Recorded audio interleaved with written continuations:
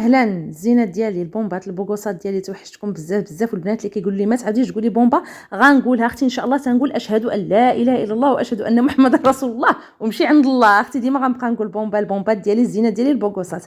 اليوم جيتكم بفيديو جديد الزينات ديالي تحت الطلب ديالكم. العديد من النساء طلبوا مني في لي كومونتير الوجه والعنق واليدين والرجلين حتى للركبه، اليدين حتى المرفقين. المهم ماسك خطير البنات ترحموا لي عليه الوالدين مدى الحياه. ما تنساونيش غير من لي لايك ديالكم الزينات ديالي، لي لايك لايك لايك لايك لايك لايك كما العاده، وتضغطوا على زر الصابوني هذا اللي بالاحمر من تحت الشاشه، وبارطاجيو كاع الفيديو ديالكم لهذا الفيديو هذا عفوا لكاع الاقارب ديالكم والاحباب ديالكم في مواقع التواصل الاجتماعي. الزينات ديالي بالبلوه عليها اختي بالبارطاج. ما نطولش عليكم الزينات ديالي. اجا اختي الفيديو البوتوكس والفيلر وازاله التصبغات وازاله كاع جميع انواع مشاكل البشره وكيفتح البشره من الاستعمال الاول. كما قلت لكم البنات في الفيديو السابق راني مشيت اختي سافرت لمدينه اصيله وطنجه، ورجعت محروقه اختي بالشمس ديال البحر، شدات فيا واخا كنت كندير ليكرون ديال الشمس. المهم على بركه الله، اول حاجه غادي نحتاجوا الماء. ضروري الماء يكون ماء معدني او ماء المطر او ماء القله. ماء القله هو داك القله ديال الطن البنات كنجيبوها وكنديروا فيها الماء نص ساعه كيولي صالح للشرب.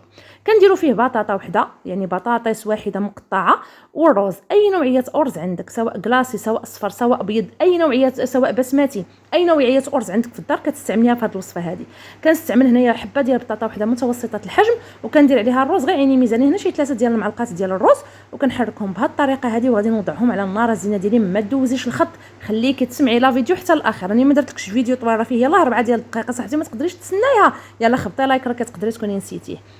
هنايا خليته كيطيب على المهله اختي، حتى كينقص منه الماء، يعني كي كنقولوا ماشي كينشف تماما، ولكن كيبقى واحد شويه ديال الماء باش فاش كنطحنو كيعطيني بحال الشكل ديال لابيغي واحد القوام زوين. المهم هذا طاب الرز، طابت بطاطا. هنا راني كنطحنو معكم، راني زربت لكم لا فيديو البنات باش ما يجيكمش الملل، لان شحال وحده كتقول لي اختي كطولي. راه كنطول اختي راه غير باش ننصحكم وغير باش نقول لكم باش الحاجه تصدق معاكم اختي، وتجي عندي وتقولي الصحراويه الله يعطيك الصحه على داك الماسك ولا على داك الوصفه. هنايا من بعد ما طحنتو درتو في هذا الغطار هذا اولا في هذا الطبسيل. المهم نتوما استعملوا الطبسيل ديال الزاج، انا عندي هذا ديال الخشب. وغادي نضيف ملعقه كبيره ديال الحليب مجفف البنات، ضروري ملعقه كبيره ديال الحليب مجفف، يعني ملعقه كبيره.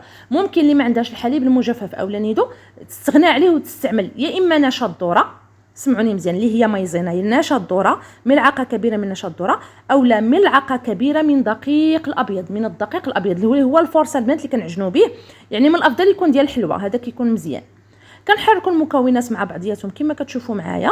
هنايا راه كنزرب باش ما يجيكمش الملل، وكنزيد واحد شويه ديال الحليب. هنا ممكن تعوضوا الحليب ما ورد، اللي ما عندهاش ما ورد الاصلي ديال الحليب فقط.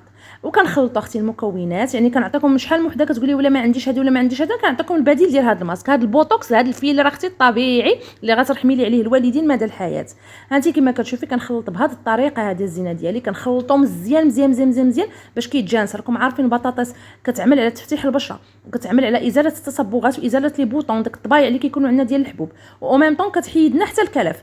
زيد عليها الروز، بوتوكس وفيلر طبيعي تبارك الله كيستعملوه الناس الاسيويين بزاف في الروتين ديالهم الجمالي، سواء في الشعر سواء في الوجه سواء في اي تصبغات عندهم في الجسم. هنايا بطبيعه الحال دائما كنقول لكم الماسك نديرو على الوجه ديالي يكون مغسول مزيان ونقي تماما، يعني غاسله بالصابون ومنشفاه، وكندير عليه الماسك كما كتشوفوا بهذه الطريقه. انا حيت دايره الفولاره الزينه ديالي وانتم راكم حافظيني. الماسك كيدار في الوجه وفي العنق وفي اليدين وفي الرجلين، كيقول لكم اليدين حتى للمرفقين والرجلين حتى للركبه، راه خطيره البنات. هذا ديما ديري فاش تكوني باغا تدخلي تغسلي.